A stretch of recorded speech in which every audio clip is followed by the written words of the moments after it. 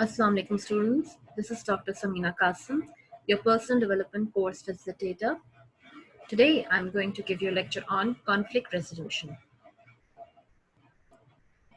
Learning objectives include to enable the students to understand what conflict is, to enable them to learn the positive and negative aspects of conflicts, to enable them to understand the reasons of conflict, to enable them to learn the strategies to solve conflict.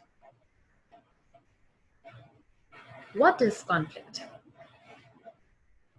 Conflict may be defined as a friction between individuals due to differences of opinion, ideas, beliefs, values, needs, or objectives.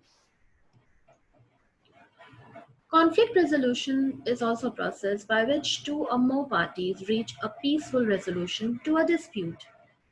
Conflict may occur between co-workers or between supervisor and subordinates, or between service provider and their clients or customer.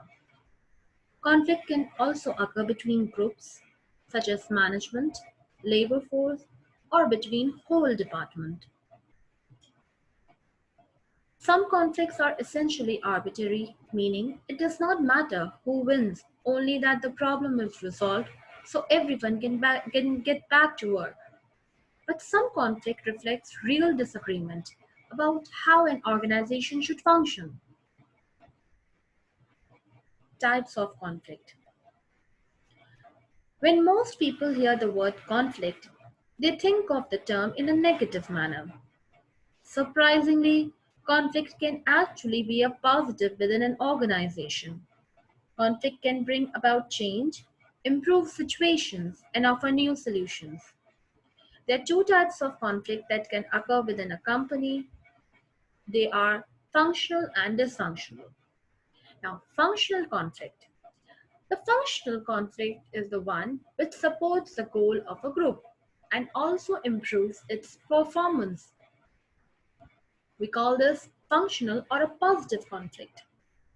They are actually healthy, constructive disagreement between the groups or individuals. However, dysfunctional conflict are the ones which obstructs the achievement of the goal of a group. They are known as dysfunctional or destructive conflict. They are actually an unhealthy agreement that occurs between groups or individuals. Why does conflict arise? The cause of all conflict is human nature, that is egoism, the desire to fulfill ourselves at the expense of others.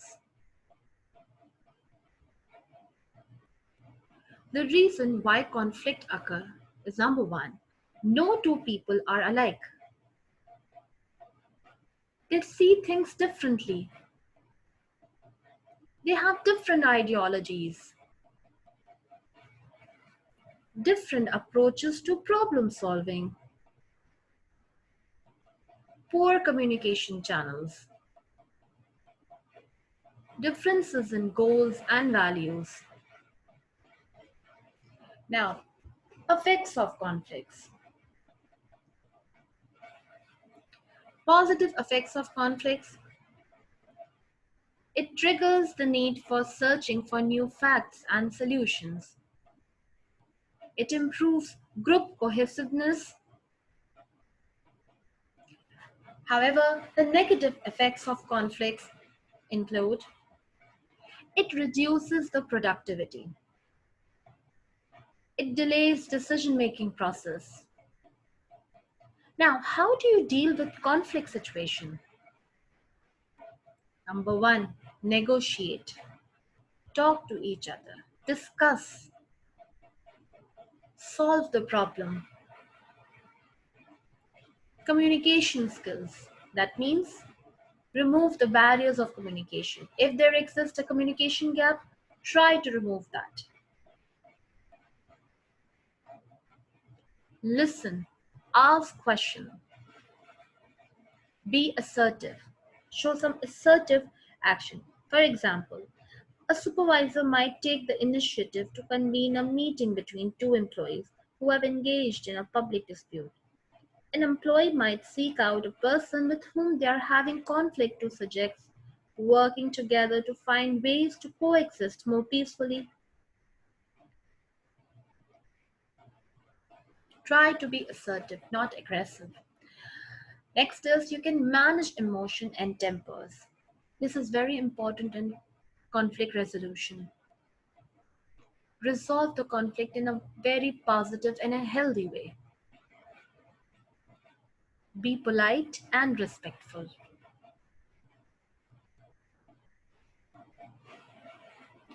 Now, tools for conflict management.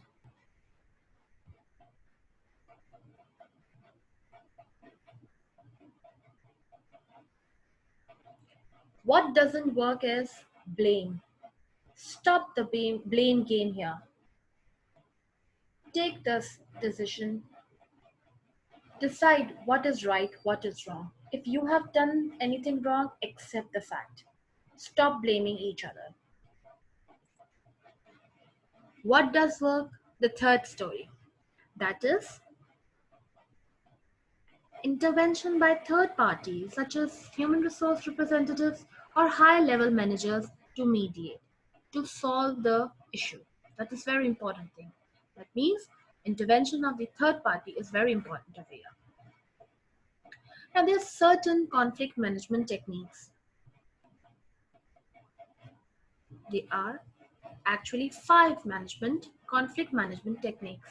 First is forcing, other is collaborating, compromising, accommodating, and avoiding.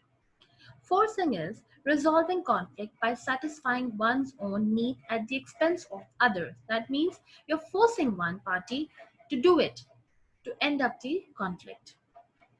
That means the other party has to just face the problem. That means he has to give up. You're forcing someone to accept this as it is.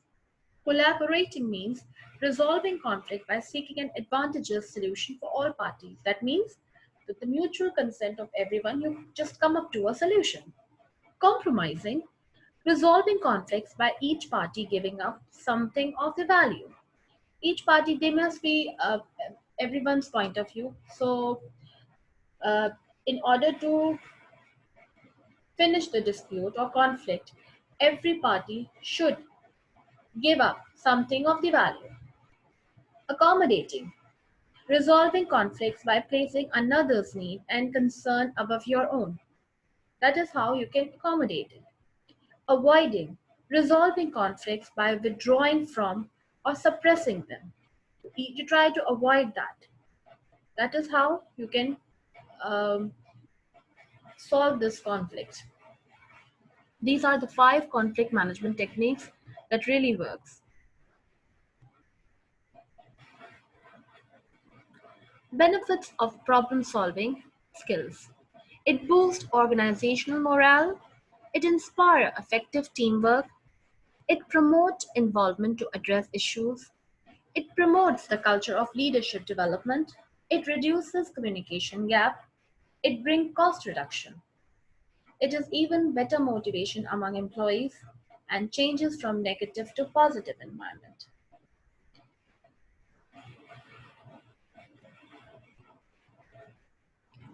I hope this conflict management is clear to you all.